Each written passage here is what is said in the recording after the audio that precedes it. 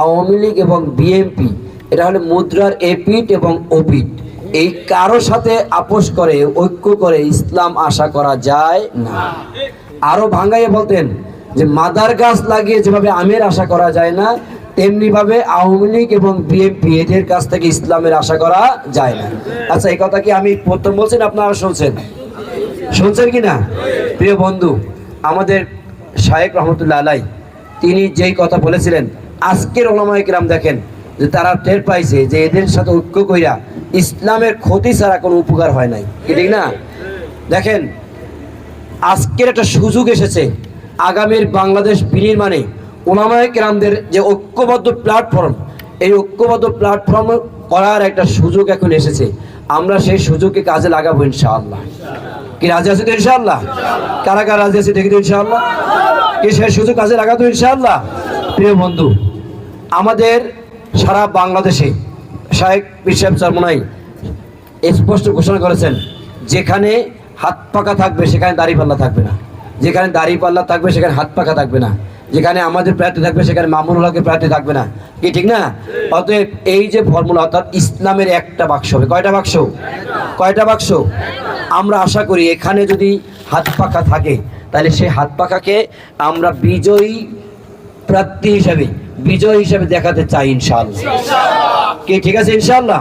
সেজন্য আমরা আমাদের সর্বোচ্চটুকু, আমাদের সময়, আমাদের শ্রম, আমাদের অর্থ, আমাদের মেধা সবকিছু দিয়ে আমরা মাঠে থাকবো নির্বাচন পর্যন্ত। পারবো তো ইনশাআল্লাহ? কারা কারা পারবো দেখে তো ইনশাআল্লাহ? শোনেন, আমাদের এখান থেকে আমরা এই আসনে এখন পর্যন্ত হাত পাকা এমপি বিজয় করতে পারিনি। পারছে নাকি? প্রথম কোনো জিনিস অর্জন করতে হলে অনেক বেশি পরিশ্রম করতে হয়। কি ঠিক না? দিনের দিন বলা যাবে না, রাতের রাত বলা যাবে না, মাথার গাম পায়ে ফেলে আমাদের কামাল উদ্দিন সাহেব আমাদের প্রার্থী না, আমরা প্রত্যেকেই প্রার্থী, এইটা মনে করে আমাদের মাঠে নামতে হবে। পারবো না ইনশাআল্লাহ? কি পারবো না ইনশাআল্লাহ?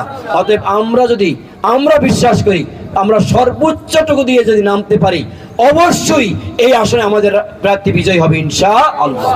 আর মনে রাখবেন, তাদের বিজয় হচ্ছে ব্যক্তি বিজয়, পেট পূজারী বিজয়, কিন্তু আমাদের বিজয় হচ্ছে ইসলামের বিজয়। ঠিক না? কি কথা ঠিক না? আমরা যদি বিজয়ী হই, ইসলাম বিজয় হবে ইনশাআল্লাহ। কথা ঠিক আছে?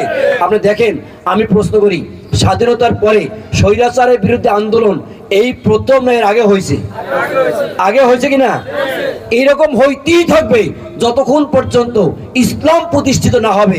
যারাই ক্ষমতায় যাবে তারাই স্বৈরাচার হবে। কথা ঠিক না? ক্ষমতায় যায় নাই, ক্ষমতার একটু গন্ধ পাইছে, বাস পাইছে যে আসবো আমরা ক্ষমতায়, তাতেই দেশের সব খাওয়া শেষ। খাইতে খাইতে পাথর পর্যন্ত খাইয়ে ফেলাইছে, হজম হয় নাই, গলায় বাজছে, এখন আবার কিছু টেরাকে ফেরত দিয়ে আইতেছে। কথা ঠিক না? আমি আপনাদের প্রশ্ন রাখতে চাই, আগামী দিনে কোন দুর্নীতিবাজ, কোন চাঁদাবাজ, কোন টেন্ডারবাজ, কোন জালেম, কোন জুলুমবাজকে আর ক্ষমতায় দেখতে চাই না, ইসলামকে ক্ষমতায় দেখতে চাই। কারা কারা রাজি আছি ইনশাআল্লাহ? কি রাজি আছি ইনশাআল্লাহ? আমাদের পীর সাহেব যেমন স্পষ্ট বলছেন যে আগামী নির্বাচন ভারতের দালালদের সাথে বাংলাদেশ পন্থীদের নির্বাচন। কথা ঠিক আছে ইনশাআল্লাহ? কি কাদের সাথে? কাদের?